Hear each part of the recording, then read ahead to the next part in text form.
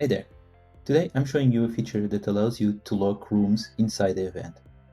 So for example, we have this room A where Sophia is inside and I want to lock it now so that no one else can enter into this room except the hosts.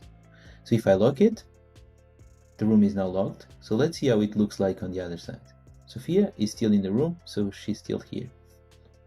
Let's see this profile of Maria. She wants to try to enter into this room, but she can't because this room is currently locked. But as a host, you can still enter this room with the join button.